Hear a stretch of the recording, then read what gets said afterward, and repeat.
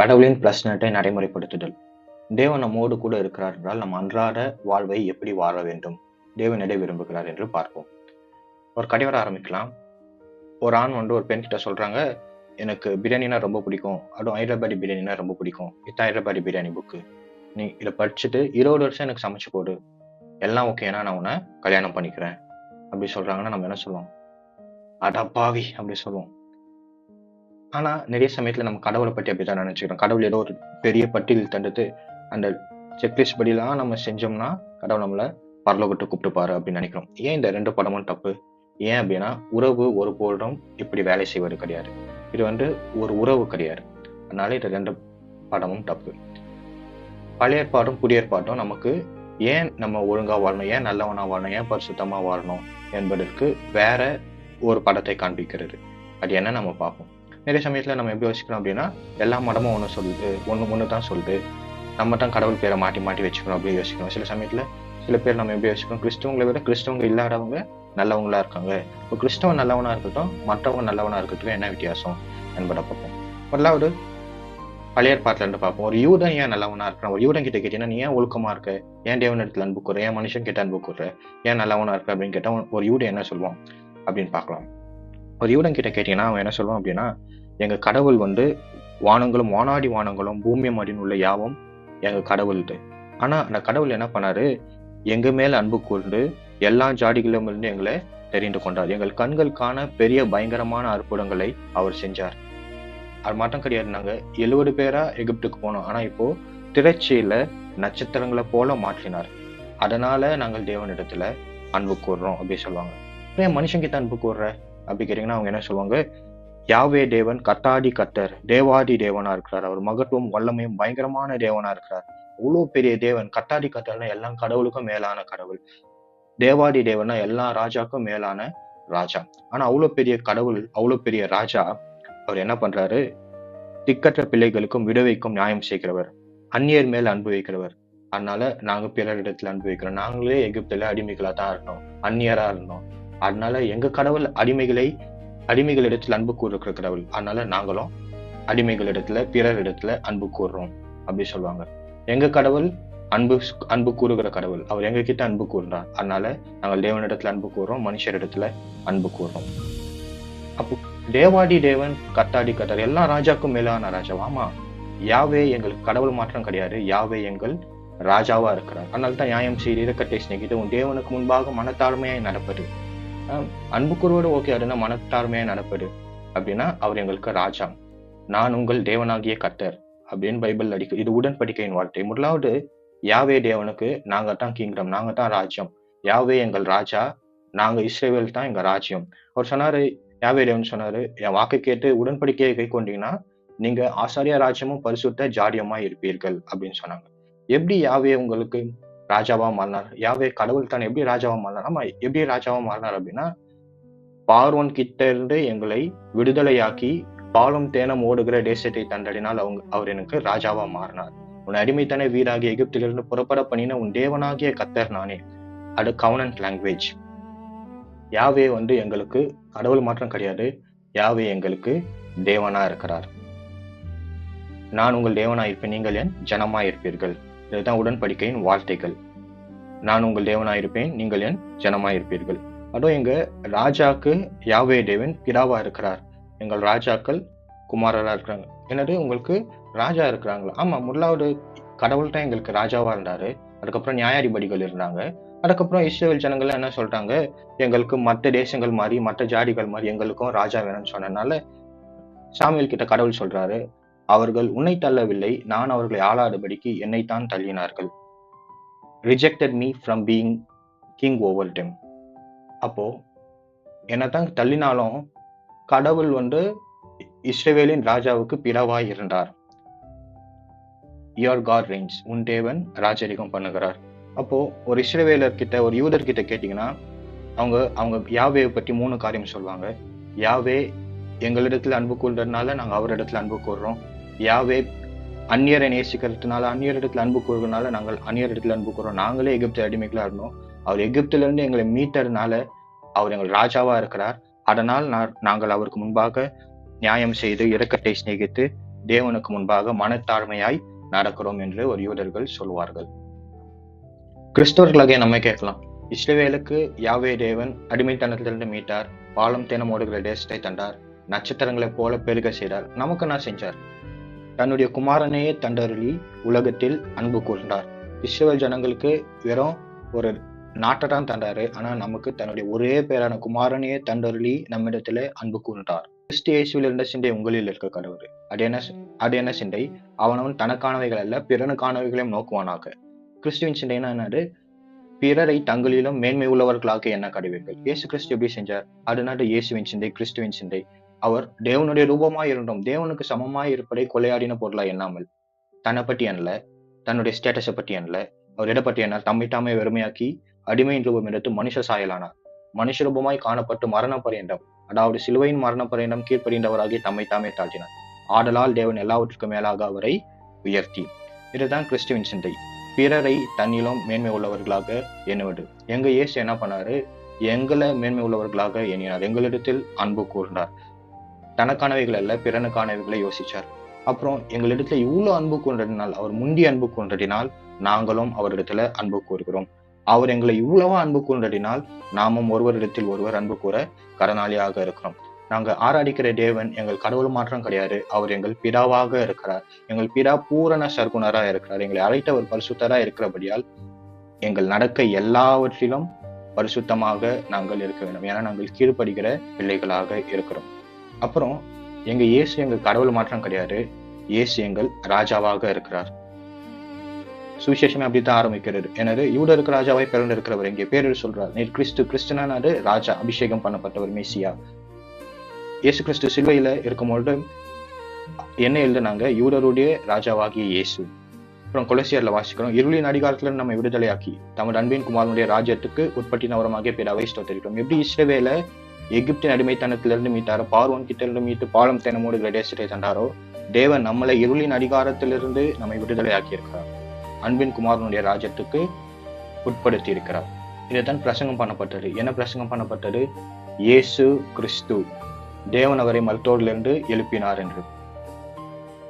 பேரொரு பிரசங்கம் பண்ணும்போது எப்படி ஆரம்பிக்கிறார் அப்படின்னா, நசரேயன் ஆகிய இயேசுவை அப்படிதான் ஆரம்பிக்கிறார். அப்படின்னா நாசரேத் ஊரான் ஆகிய இயேசுவை. பிரசங்க முடிவில் எப்படி முடியுது? இந்த இயேசுவையே தேவன் ஆண்டவரும் கிறிஸ்துவம் ஆக்கினார் என்று. இயேசுவை ஆண்டவரும் கிறிஸ்துவம் ஆக்கினார். அப்போ இயேசு நமக்கு தேவன் மாற்றம் கிடையாது. இயேசு நம்முடைய ராஜாவமா இருக்கிறார். யாவே கடவுள், யாவே ராஜா. இந்த ராஜாவை குறித்து ஒரு முக்கியமான காரியத்தை பார்க்க போறோம். அந்த காலத்துல வாழ்ந்தவங்க எல்லாரையும் ராஜாவாக்கல. ஏன் சிலரை ராஜாவாக்குனாங்கன்னா, ராஜாவால் இவரால் ஒழுங்கு கொண்டு வர முடியும், இவரால் எங்களுக்கு சமாதானத்தை கொண்டு வர முடியும், இவரால் எங்களுக்கு செக்யூரிட்டி அண்ட் பீஸ் கொண்டு வர முடியும், அவங்களதான் ராஜாவா மாற்றினாங்க. யாவே தேவனியா இஸ்ரவேலுக்கு ராஜானா அடிமைத்தனத்திலிருந்து மீட்டு பாலம் தேனம் ஓடுகிற தேசத்தை தந்தார். அதனால அவர் ராஜா. அப்போ ராஜா என்ன கிடையாது, எல்லாரும் ராஜா கிடையாது.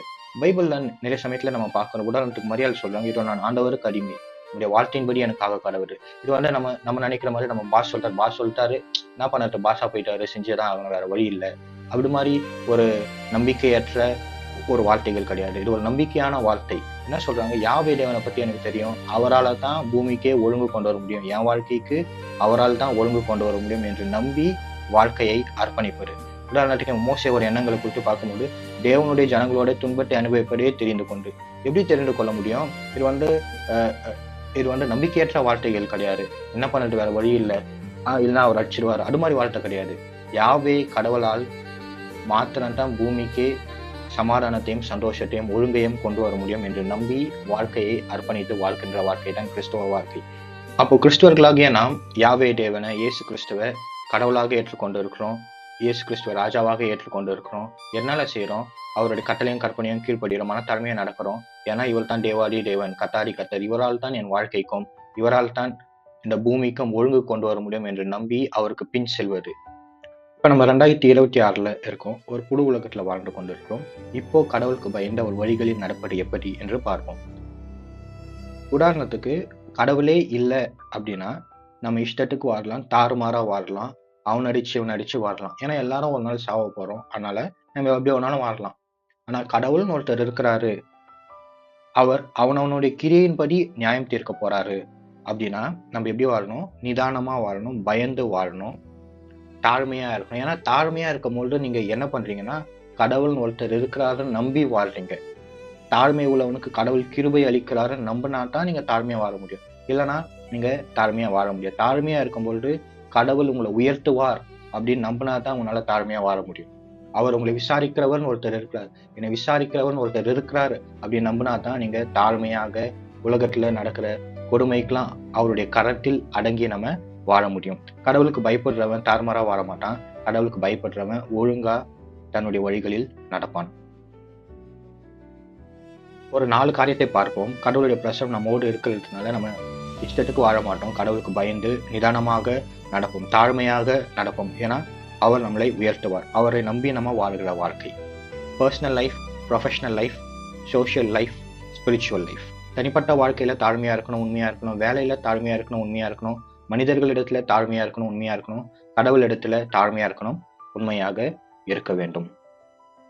சில நேரங்கள்ல நம்ம யோசிக்க தோணும், தேவன் நம்மோடு கூட இருக்கிறாருன்னா ரொம்ப பெருசா அசாத்தியமான காரியங்கள் நம்ம வாழ்க்கையில நடக்கணுமே அப்படின்னு நம்ம யோசிப்போம். ஆனா வேதத்துல இருந்து சில உதாரணங்கள் பார்ப்போம். தாழ்மையாக, உண்மையாக, நிதானமாக தேவனுடைய கரத்தில் அடங்கி வாழ்கின்ற வாழ்க்கை தான் தேவனுக்கு பிரியமான வாழ்க்கை என்று பார்ப்போம். யோசேப்பு அடிமையாக செல்கிறார், தேவன் அவனோட கூட இருக்கிறார். அவர் என்ன யோசிக்கிறாரு? சின்ன காரியத்துல உண்மையாக இருக்கிறார். இத்தனை பெரிய பொல்லாங்குக்கு உடன்பட்டு தேவனுக்கு விரோதமாக பாவம் செய்வது எப்படி? தன்னுடைய வேலையில உண்மையாக இருக்கிறார். யோசேப்பு கிட்ட இருந்து நம்ம ஒண்ணு கத்துக்கலாம். அது என்ன அப்படின்னா, வாழ்க்கையில எதுவுமே சின்ன விஷயம் கிடையாது. எல்லாமே தேவனுக்கு முன்பாக நம்ம உண்மையாக நிதானமாக நடக்கணும். தாறுமாறா வாழ முடியாது. அடிமையாக இருக்கிறவரை பெரியவனானமோடு கூட அவர் உண்மையாக இருக்கிறார். தானியேலை குறித்து பார்க்கும்பொழுது அவரும் பாபிலோனுக்கு அடிமையாக கொண்டு செல்லப்படுகிறார். அவர் எப்படி வாழலான்னு பார்க்கிறோம். அவரை பற்றி சொல்றாங்க, அவன் உண்மை உள்ளவனாய் இருந்தபடியால் அவன் மேல் சுமத்த யாரொரு குற்றமும் குறைவும் காணப்படவில்லை. தானியேல் கிட்ட இருந்து நம்ம ஒண்ணு கத்துக்கலாம். அது என்னன்னா, எந்த மனுஷனும் நம்ம கிட்ட இருந்து ஒரு குற்றமும் ஒரு குறைவும் கண்டுபிடிக்க கூடாது. நம்ம குற்றமற்ற குறைவற்ற நம்ம வாழ்க்கை வாழ வேண்டும். கடவுளுக்கு பயந்து வாழ்கிற வாழ்க்கை தாறுமாறாக வாழ்கிற வாழ்க்கை அல்ல, உண்மையாக வாழ்கிற வாழ்க்கை. தாவீதை பற்றி பார்க்கிறோம். தாவீது என்ன பண்ணார்? தகப்பனுடைய ஆடுகளை மேய்த்து கொண்டிருக்கிறார். அந்த ஆடுகளை சிங்கத்து கையிலிருந்தும் கரணின் கையிலிருந்தும் தப்புவிக்கிறார். நிறைய நேரங்கள்ல நம்ம கனவுக்காக வாழ்கிறோம். ஆனால் தாவீதின் வாழ்க்கையிலிருந்து நம்ம கிட்ட தந்திருக்கிற கொஞ்சத்திற்காக நம் உயிரை கூட தர ஆயத்தமாக இருக்க வேண்டும் என்று நாம் கற்றுக்கொள்ள முடியும். கொஞ்சத்தில் உண்மை உள்ளவன் அநேகத்திலும் உண்மை உள்ளவனாக இருக்கிறான். யோசேப்பு, தானியேல், தாவீது இவங்கெல்லாம் கொஞ்சத்துல உண்மை உள்ளவர்களாக இருந்தார்கள் என்று நம்ம பார்க்க முடியும். தன்னுடைய தனிப்பட்ட வாழ்க்கையில, வேலை ஸ்தலத்துல, மனிதர்களிடத்தில், தேவனிடத்தில் உண்மையாக வாழ்ந்தார்கள். அந்தரங்கத்தில் பார்க்கிறவன் பிதா வெளியரங்கமாய் பலன் அளிப்பார். இப்போ நம்ம நிறைய நேரங்கள்ல படிப்புக்காக, வேலைக்காக நம்ம நிறைய நேரங்கள்ல தனிமையாக இருக்க வேண்டிய சூழ்நிலை நமக்கு நேரிடுகிறது. அதனால தனிமையிலும் நம்ம உண்மையாக இருக்க வேண்டும். ஏனென்றால் நம் தேவன் பார்க்கிறார். தாறுமாறா நம்ம வாழ முடியாது. இன்னொரு முக்கியமான காரியம் என்ன அப்படின்னா, நிறைய சமயத்துல நம்ம தனியா இருப்பது அது இண்டிபெண்டன்ஸ் நினைக்கிறோம். அது இண்டிபெண்டன்ஸ் கிடையாது, அது பனிஷ்மெண்ட். சிறையிலேயே தரக்கூடிய மிக மோசமான தண்டனை என்னன்னா சாலிட்டரி கன்ஃபைன்மெண்ட். தனியா ஒரு சிறையில போட்டு உன்னை மூடி வச்சிருவாங்க. அதுதான் ரொம்ப கொடுமையான தண்டனை. நிறைய நேரங்கள்ல நமக்கு நம்மளே கொடுமையான தண்டனை தந்து கொண்டு இருக்கிறோம். வேணும் சொல்வது, ஒண்டியாய் இருப்பதிலும் இருவர் கூடியிருப்பது நலம், தனிமையா இருப்பது நல்லதல்ல. ஒண்டியாய் இருந்து விழுகிறவனுக்கு ஐயோ, அவனை தூக்கிவிட துணை இல்லையே. வேதத்துல ஒரு ஐஸ்வர்யவானை குறித்து பார்க்கிறோம். அவன் தனக்காக நிறைய பொருட்களை சேர்த்து வைக்கிறான். ஆனா நிறைய பொருட்களை, நிறைய ஆஸ்திகளை சேர்த்து வைக்கிறன்ற பேர்ல இளமையை, நல்ல உறவுகளை, குடும்பத்தை, தேவனை இழக்கிறவன் முட்டாள் என்று வேதம் போதிக்கிறது.